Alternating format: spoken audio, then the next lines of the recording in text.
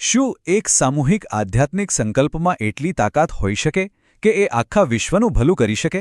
આજે આપણે એક એવા જ અનોખા મિશન વિશે જાણવાના છીએ જેનો હેતુ કોઈ એક દેશ નહીં પણ સમગ્ર વિશ્વનું કલ્યાણ કરવાનો છે. આ મિશનનો આખો સાર, એનો પાયો બસ આ બે શબ્દોમાં છે: સમસ્ત વિશ્વ કલ્યાણ. જુઓ, આ કોઈ નાનો સૂનો સંકલ્પ નથી હો. આ તો એક એવી વૈશ્વિક દ્રષ્ટિ છે જે એમના દરેક કામને દિશા આપે છે. પણ સવાલ એ થાય કે આટલા મોટા વૈશ્વિક કલ્યાણની શરૂઆત કરવી ક્યાંથી? તો આ મિશનનો જવાબ છે એક સશક્ત રાષ્ટ્રથી. અને અહીંયા વાત સમજવા જેવી છે. વિચાર એ નથી કે ભારત ફક્ત પોતાના માટે શક્તિશાળી બને, ના, પણ એટલું સક્ષમ બને કે આખી દુનિયાને, સમગ્ર વિશ્વને સાચો રસ્તો બતાવી શકે. તો આટલા મોટા લક્ષ્ય સુધી પહોંચવા માટે સ્ત્રોત પ્રમાણે 3 પ્રકારની શક્તિ કેળવવી ખૂબ જ જરૂરી છે. ચાલો જોઈએ એ કઈ છે. પહેલી છે આધિભૌતિક શક્તિ, એટલે કે દેશની ભૌતિક આર્થિક મજબૂતી. બીજી છે આધિદૈવિક શક્તિ, જે દેશની જે સામૂહિક ચેતના હોય ને એનું નૈતિક બળ છે. અને ત્રીજી અને સૌથી મહત્વની આધ્યાત્મિક શક્તિ, જે આ બંનેનો પાયો છે. ધ્યેય તો ખરેખર ખૂબ મોટો છે, મહત્વાકાંક્ષી છે, પણ એને હકીકતમાં બદલવા માટે શું કરવામાં આવી રહ્યું છે? અહીંયા જ વાત રસપ્રદ બને છે. કારણ કે આ કોઈ રાજકીય કે આર્થિક યોજના નથી. આનો રસ્તો સંપૂર્ણપણે આધ્યાત્મિક છે. તો આ મિશનનું જે હૃદય છે ને, એ કોઈ એક વ્યક્તિ નથી, પણ એક સામૂહિક સાધના છે.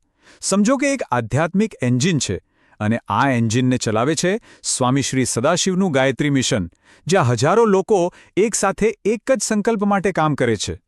આ જે સામૂહિક સાધના છે એને એક ખાસ નામ આપવામાં આવ્યું છે: જપાનુષ્ઠાનમ. હવે આ શબ્દ થોડો અઘરો લાગે, પણ એનો અર્થ બહુ સીધો છે. જપાનુષ્ઠાનમ એટલે એક મોટા પાયે ખૂબ જ સમર્પણ ભાવથી અનેક લોકો દ્વારા એક સાથે કરવામાં આવતું મંત્ર જાપનું અનુષ્ઠાન. અને જ્યારે હું કહું છું મોટા પાયે, તો એનો અંદાજ કેવી રીતે લગાવીશું?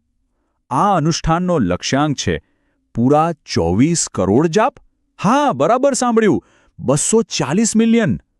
આ ખાલી એક આંકડો નથી, આ તો હજારો લોકોના ભેગા થયેલા સંકલ્પ અને એમની ઊર્જાનું પ્રતીક છે.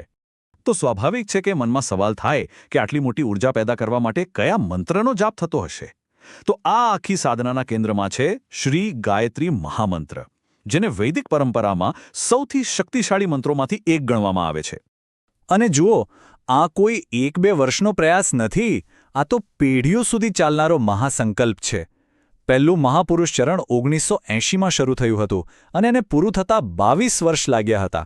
અને હવે 2020થી બીજું મહાપુરુષ ચરણ શરૂ થઈ ગયું છે, જે આ મિશનની અતૂટ પ્રતિબદ્ધતા બતાવે છે. સારું, તો દરેક મોટા આંદોલનનું એક કેન્દ્ર હોય છે, ખરું ને? તો સવાલ એ છે કે આ વૈશ્વિક મિશનનું ભૌતિક કેન્દ્રબિંદુ, એનું એપિસેન્ટર ક્યાં છે? આ બધી જ આધ્યાત્મિક પ્રવૃત્તિઓનું કેન્દ્ર છે અમદાવાદમાં મોટેરામાં આવેલું શ્રી બનાતીબલા મહાન શક્તિપીઠ. આ એ જગ્યા છે જ્યાંથી આખા વિશ્વના કલ્યાણ માટેની ઊર્જાનું સંચાલન થાય છે, એમ કહી શકાય. અને અંતે આ આખા પ્રયાસનો જે સાર છે એ આ એક શક્તિશાળી પ્રાર્થનામાં સમાઈ જાય છે: શિવમસ્તુ સદા સર્વશામ સર્વત્ર ચ, જેનો અર્થ થાય છે સૌનું, બધી જ જગ્યાએ અને હંમેશા કલ્યાણ થાઓ. આ ખાલી એક વાક્ય નથી, આજ તો આ મિશનનું અંતિમ ધ્યેય છે. તો આ બધું જાણ્યા પછી એક મોટો સવાલ મનમાં જરૂર આવે છે કે શું ખરેખર એક કેન્દ્રિત સામૂહિક સંકલ્પમાં એટલી તાકાત હોઈ શકે કે એ વિશ્વને બદલી શકે? અને જો જવાબ હા હોય, તો એની સંભવિતતા કેટલી વિશાળ હશે? આ વિચારવા જેવો પ્રશ્ન છે.